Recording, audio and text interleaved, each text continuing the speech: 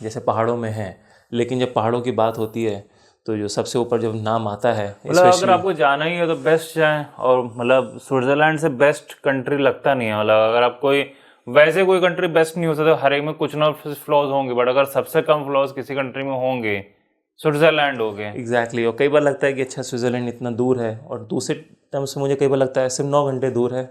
यहाँ से आप फ्लाइट लो, मान लो कल की फ़्लाइट लें, शाम तक पहुँच जाएंगे, सुबह की फ़्लाइट लें, शाम तक पहुँच जाएंगे, एग्जैक्टली।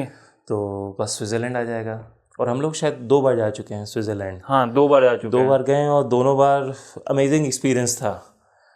हम लोग ने डिफरेंट पार्ट कंट्री का देखा था दोनों बार, थोड़ा थोड़ा, लेकिन दोनों बार ही हम लोग, क्योंकि शायद हम लोग को नेचुरल ब्यूटी का शौक भी है थोड़ा। स्पेशली पहाड़ों वाला, जैसे कुछ लोग होता है वाटर बॉडीज का होता है, तो वो लोग उनको होता है कि हमें बीच साइड में जाना है या वैसे कोस्टल एरिया में। हम लोग को कोस्टल का उतना ज़्यादा शौक नहीं जितना माउंटेन्स देखने का शौक है। स्पेशली, और वहाँ जाके ऐसा पता नहीं क्यों लगता है जैसे कि कलर्स थोड़े ज़्यादा वाइब्रेंट हो गए हैं। वहाँ के जो पहाड़ हैं वो ज़्यादा ग्रीन लगते हैं, वहाँ की लेक्स ज़्यादा ब्लू कम लगती हैं। पॉल्यूशन होगा।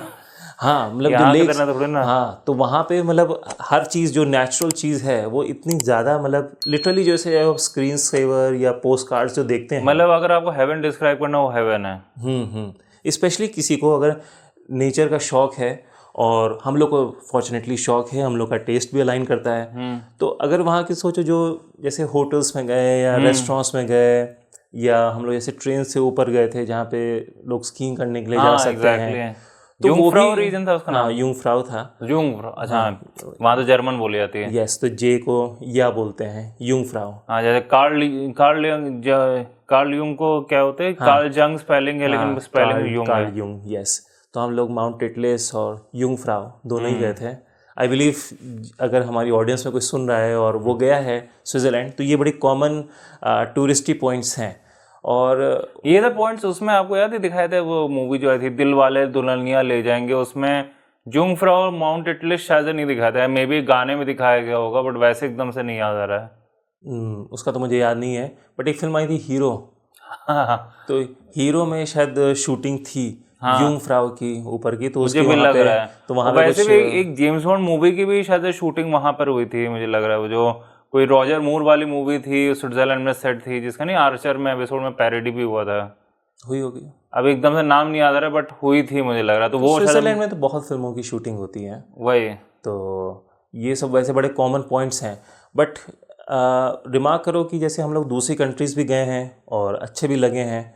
स्विट्ज़रलैंड में एक अलग बात क्यों होती है, क्योंकि ऐसा लगता है कि वहाँ पर जैसे जब पहाड़ों में जाओ, स्पेशली अगर मॉल रोड से दूर हो, थोड़ा सा नेचर की तरफ जाए, तो जो हम लोग की नॉर्मल लाइफ में इतनी ज़्यादा शोर, इतनी ज़्यादा नॉइज़, इतनी ज़्यादा विजुअल डिस्ट्रैक्शंस, इनफैक्ट सोचो कि हम लोग का दिन कैसे होता है, सुबह उठते ही कुछ ना कुछ टीवी, फ़ोन, उसके बाद काम, और वर्क फ्रॉम होम की वजह से कई बार ऐसा होता है कि रात तक काम चल रहा है। फिर अगर आप ड्राइव करने भी निकले तो उसमें भी आपको पीस वो काम नहीं होती। इंडिया में तो नहीं मिल सकती, इंडिया के ट्रैफिक ट्रैफिक ही में। chaotic, ऊपर से हर जगह बोर्ड्स और साइंस, और यहाँ से लेफ्ट लो, यहाँ राइट प्लस लो, रात में आप चल रहे हो तो इतनी जोर की लाइट आपकी आंख पे पड़ रही एग्जैक्टली, और होगी। गड्ढे। और जब स्विट्ज़रलैंड पहुँचो या किसी भी इस तरह के पहाड़ पहुँचो, तो वहाँ जो सिग्नल और जो नॉइज़ होती है वो कम हो जाता है।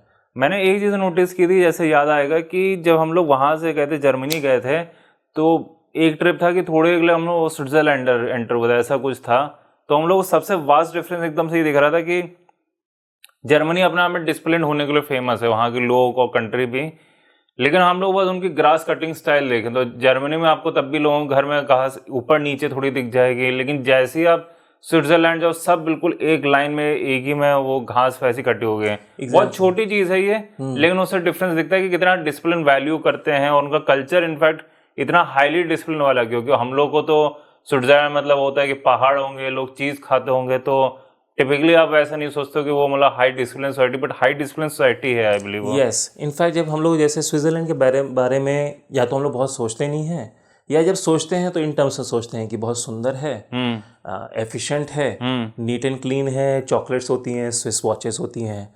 बट उसके पीछे इतनी ज़्यादा इंटरेस्टिंग स्टोरी है, क्योंकि जिसने थोड़ी भी हिस्ट्री पढ़ी है, जैसे कि तुम्हें हिस्ट्री का भी बहुत शौक है, तो स्विट्ज़रलैंड ऐसी जगह में सिचुएटेड है जो कि अनफॉर्चुनेटली वहाँ पे बहुत ज़्यादा कॉन्फ्लिक्ट्स रही हैं, मतलब उसका ऐसा है कि एक साइड से वो जर्मनी, एक नेबर उसका जर्मनी है, एक नेबर उसका इटली है, और एक नेबर शायद और फ्रांस है। ऑस्ट्रिया है, फ्रांस है। तो वर्ल्ड वॉर के टाइम से सोचो कि जो एक्सिस पावर्स थी वो उनसे बॉर्डर शेयर कर रहा था। Exactly. तो उधर हिटलर हो, मसोलिनी हो, तो कितना प्रेशर रहा होगा। वो लैंड्स कॉन्कर करते जा रहे थे और स्विट्जरलैंड कॉन्कर नहीं हुआ। तो हम लोग ये सोचते नहीं कि ऐसा क्यों हुआ होगा, या हम लोग एक लाइन में ये सोच लेते हैं उनकी न्यूट्रलिटी वाली पॉलिसी है जो फेमस है उनका, तो वो किसी के साइड